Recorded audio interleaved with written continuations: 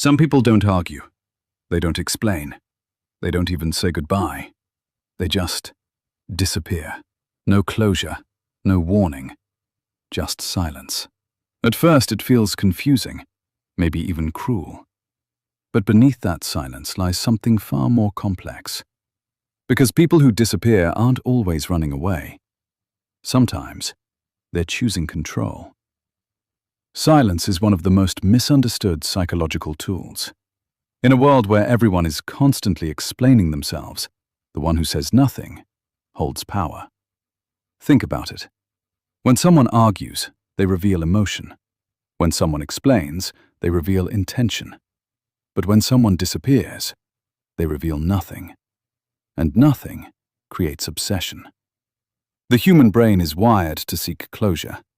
Unfinished stories linger longer than completed ones. It's called the Zeigarnik Effect. Our tendency to remember incomplete experiences more vividly than resolved ones. So when someone vanishes, they don't just leave a space, they become the space. You replay conversations, you analyze every detail, you search for meaning in something that offers none. And in doing so, they stay present, without being there. But not all disappearances are manipulative. Some are protective. There are people who don't know how to express pain. People who were never taught how to communicate conflict. For them, silence isn't strategy, it's survival. When overwhelmed, they don't fight, they don't fix, they withdraw. It's the psychology of avoidance. Because confronting emotions requires vulnerability. And vulnerability feels dangerous when your past has taught you that openness leads to harm. So instead of risking exposure, they choose distance. And distance feels safer than honesty. But here's the paradox. The same silence that protects them creates damage elsewhere. Because to the person left behind, silence doesn't feel like safety. It feels like rejection. And the brain interprets rejection in the same region as physical pain. So what feels like self-protection for one person can feel like emotional abandonment for another. And that's where the real complexity lies.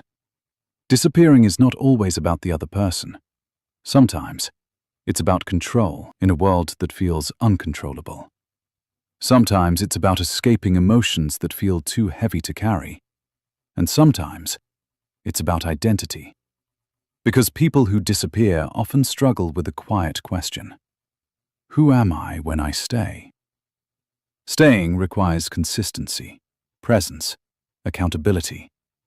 Disappearing requires none of that. You can reset, reinvent, start again without explanation. And for some minds, that freedom is addictive. But there's a cost. Because every time you disappear, you reinforce a pattern. Avoid instead of confront. Withdraw instead of understand. Escape instead of grow. And over time, this pattern becomes identity. You don't just disappear from others.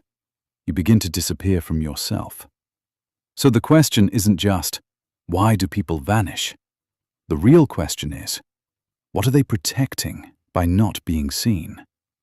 Because silence always says something, even when no words are spoken.